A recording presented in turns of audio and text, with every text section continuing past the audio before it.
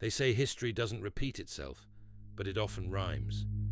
Today is March 27th, 2026. If you look at the headlines this morning, you'll see talk of naval ultimatums in the Middle East, devastating natural disasters, and the fragility of global infrastructure. But if we look back 50, 100, or even 200 years ago to this exact same day, the script looks eerily familiar. From the birth of the US Navy to the deadliest day in aviation history, March 27th is a day that proves we are living in an infinite loop. Today, we're breaking down why the events of this day in history are a mirror to the world we're standing in right now. Let's go back to March 27th, 1794. The United States was a young nation with a big problem. Its trade was being harassed by the Barbary powers in the Mediterranean. In response, Congress passed the Naval Act, authorizing the construction of 6 legendary frigates, including the USS Constitution. It was the official birth of the permanent US Navy. Fast forward to today. Once again, the headlines are dominated by naval movements intended to protect global commerce. Just as the frigates of 1794 were built to project power against distant threats to trade, today's carrier strike groups are positioned in the Middle East for the exact same reason. The technology has changed from wood and sail to nuclear and steel, but the mission and the tension is identical. On March 27, 1964, the strongest earthquake in North American history, a massive 9.2 magnitude, struck Alaska. It lasted nearly 5 minutes and sent tsunamis across the Pacific. It was a brutal reminder that the planet operates on its own timeline, regardless of human ego. Now, look at our current week.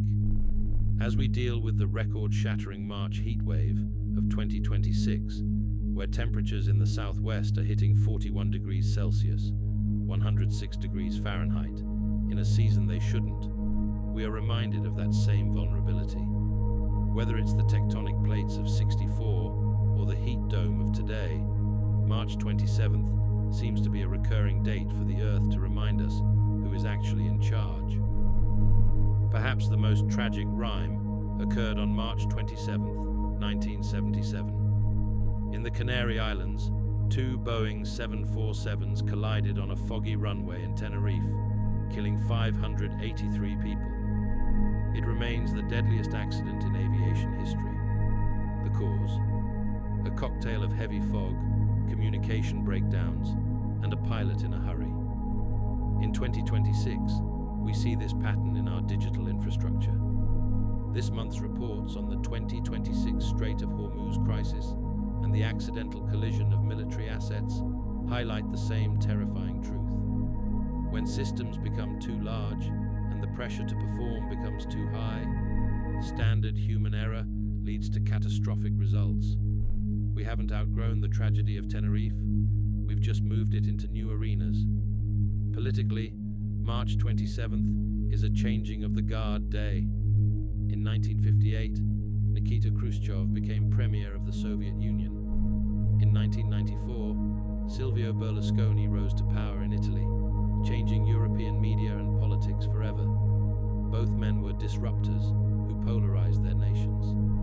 Sound familiar?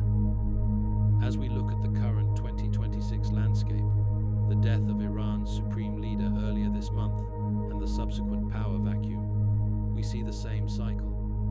Old orders crumble and strongman figures emerge to fill the void. The names change, the ideologies shift, but the pursuit of centralized power on March 27th is a tradition that won't die. So, what have we learned? On this day, we built a navy to protect trade. We watched the earth shake, and we saw the cost of human error and the rise of powerful leaders. If we feel like the world is chaotic today, maybe it's because we haven't been paying attention to the calendar. The echoes are all around us. The question isn't whether history repeats itself, it's whether we're finally going to listen to the rhyme. If you found these parallels fascinating, hit the like button and subscribe. We do these deep dives every week,